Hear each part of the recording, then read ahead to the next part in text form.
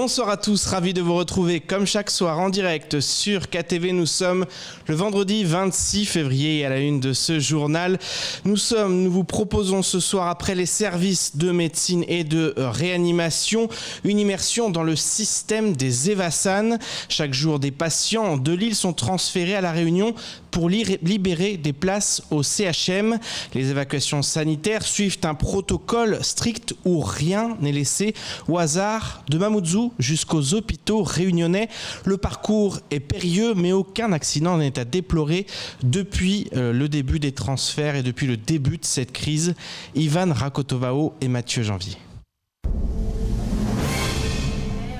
Vous allez vous répartir avec 2 ambulances. Dernier briefing pour les équipes du CHM.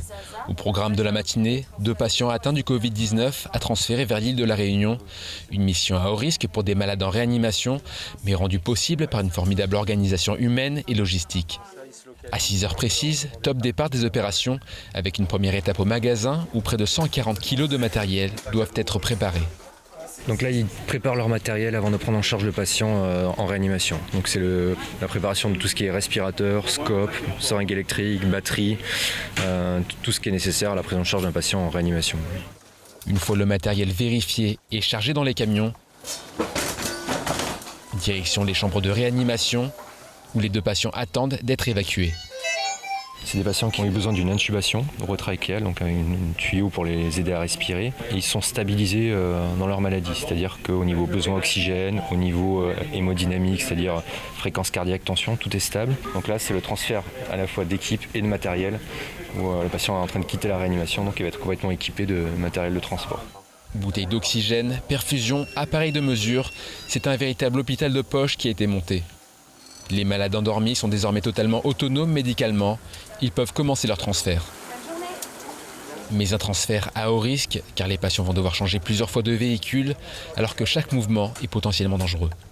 Vous voyez, il y a pas mal de seringues, pas mal de drogues utilisées, donc il faut vraiment bien surveiller les patients et toujours avoir un œil donc, sur le côté ventilatoire, toutes les machines là, et qu'on n'ait aucune interruption de traitement.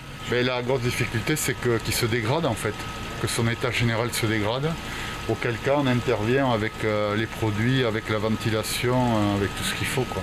Et plus le temps passe, plus ce risque se rapproche. Mais pour éviter ça, les soignants peuvent compter sur un atout, cet hélicoptère médicalisé. C'est bon, 1, 2, 3.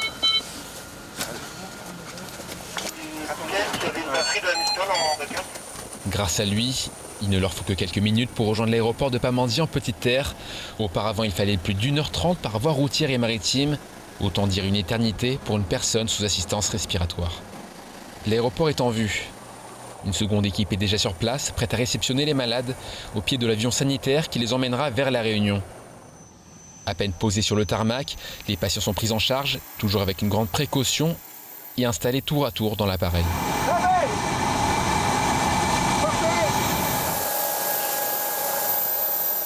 Une fois tout le monde embarqué, attaché et la piste dégagée, l'avion peut décoller. Pendant ce temps, à plus de 1400 km de là, sur l'île de la Réunion, le personnel soignant s'active.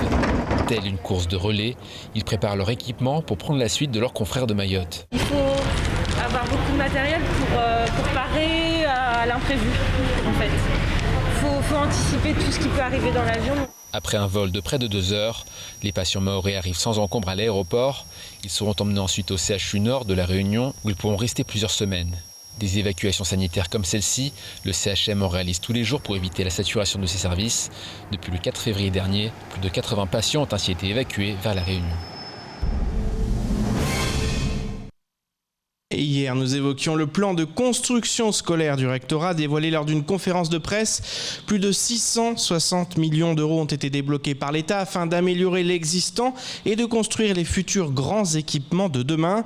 Pour le recteur, ce dossier fait partie des priorités pour offrir aux élèves comme aux enseignants du territoire de meilleures conditions de travail. On écoute Gilles Albou lors de la matinale de Kwesi. Ce sont 2 gros chantiers, évidemment, à notre échelle.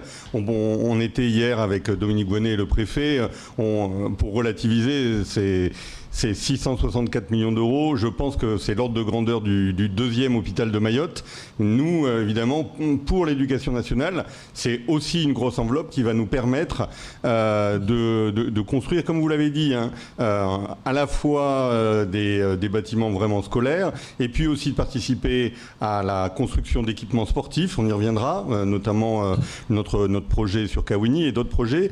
De construire aussi des cuisines centrales, très important pour la restauration, de construire des internats, vous l'avez dit. On pourra revenir là-dessus avec aussi la problématique des transports. Et évidemment, donc, tout ceci s'inscrit dans un projet de maillage du territoire. Et en même temps, puisque ce sont ces projets, sont des projets qui sont à moyen terme, en même temps, très rapidement, on a un programme de réhabilitation et aussi un programme tout de suite là de construction et d'extension. C'est le dossier qui a animé la séance plénière du conseil départemental hier. Depuis, tout le monde ne parle que de ça. L'exécutif du département souhaite construire un réseau de trains à Mayotte. Pour la majorité en place, il s'agit du seul mode de transport à même de répondre aux défis de la croissance démographique du territoire. Si les doutes sont nombreux, du côté du CD, on affirme que c'est possible et qu'il faut y croire. Je vous propose d'écouter l'un des agents qui porte le projet au micro de Léonard Audier. Le profil géographique de Mayotte est très érodé et d'ailleurs il permet, par rapport aux premiers éléments techniques que nous avons menés, démontre cette faisabilité. Et d'ailleurs c'est pour ça qu'on a combiné ce préambule à la partie économique qui répond totalement aux besoins. D'ailleurs c'est le mode de transport par excellence qui permet de transporter le plus de personnes parce qu'une voiture, un train peut transporter plus de 1000 personnes. Et tandis qu'aujourd'hui, tous les modes de transport qui sont envisagés dans le cadre du SAR ne sont pas en capacité de répondre le besoin qui est l'horizon 2050. Aujourd'hui, l'INSEE, les éléments du moins, montrent qu'on ne sera plus de 700 000, voire même 1 million de personnes. Donc en prenant en compte ces contraintes de développement, on ne peut pas aller à l'encontre du développement. Donc il fallait, à la demande du président, se projeter. Et c'est tout là la démarche qui est en cours. Place maintenant au reste de l'actualité locale avec notamment les chiffres de la délinquance en 2020 ou encore l'association Msafara qui va poursuivre sa mission de surveillance des frontières. Au montage, Leslie Vimenet. Le préfet a annoncé hier la poursuite du confinement pour les 2 prochaines semaines. Depuis le 5 février, date du début de la mesure, les forces de sécurité ont contrôlé plus de 31 000 piétons et 25 000 véhicules. 2876 verbalisations ont été prises pour non-respect du confinement, du port du masque ou de l'interdiction de rassemblement. Selon la préfecture, les mesures de confinement localisées puis généralisées ont permis d'interrompre la dynamique de cette 3e vague. Néanmoins, au CHM, la situation reste très préoccupante malgré l'augmentation des capacités, notamment en réanimation. Près de 80 patients de réanimation ont été évacués à La Réunion, mais la tension persiste. Dans ce contexte, les écoles vont rester fermées au moins jusqu'à la fin des vacances. La préfecture ajoute que la mobilisation de chacun et chacune d'entre nous permettra de sauver des vies. En poursuivant nos efforts, nous mettrons un terme à la propagation de cette épidémie. Fin de citation.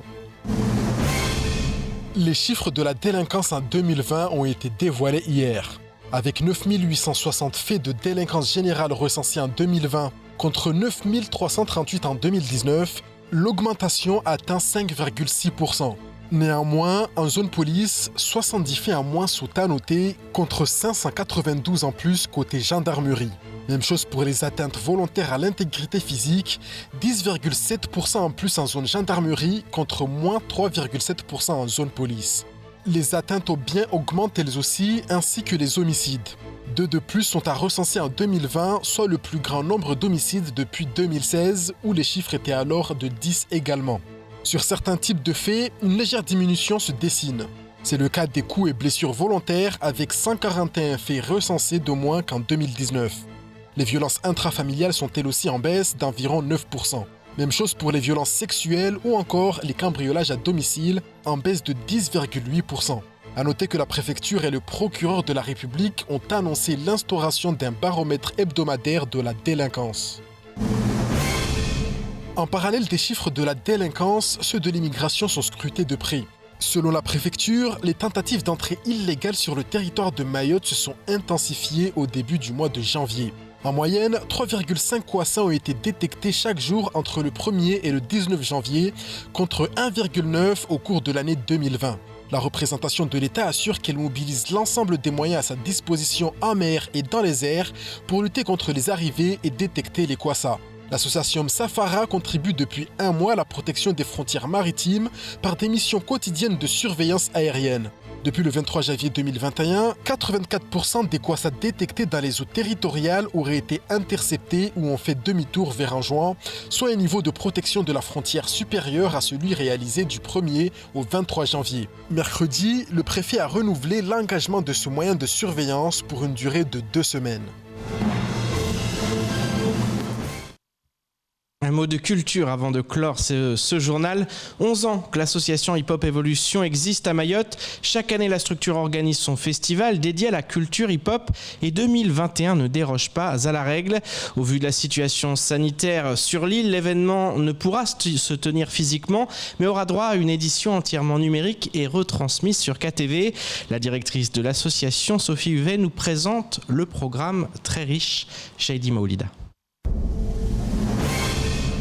Du 7 au 14 mars prochain se tiendra la 10e édition du festival Hip Hop Evolution. Au vu de la situation sanitaire sur l'île et le prolongement du confinement, l'événement ne pourra pas se tenir dans les conditions habituelles. Une déception pour Sophie Huvet, mais pas de quoi la décourager pour autant. C'est vraiment une vraie déception pour les jeunes qui là ont vraiment besoin de bouger, qui ont besoin de s'exprimer, et on sait à quel point l'art et la culture participent à cette émancipation de la jeunesse. On ne va pas pouvoir le faire en présentiel, donc on ne lâche rien et on a décidé tous ensemble au niveau de l'équipe de faire un petit coup de rétroviseur, si je puis dire, en tout cas, et de regarder dans le passé. Cette année, le festival aura droit à une édition 100% numérique. Au programme donc un retour en arrière sur les 11 ans d'existence de l'association Hip Hop Evolution, mais aussi quelques documentaires inédits. Des spectacles d'expérimentation à Roussy qui travaillent sur la thématique du mariage, donc entre le hip-hop et le traditionnel.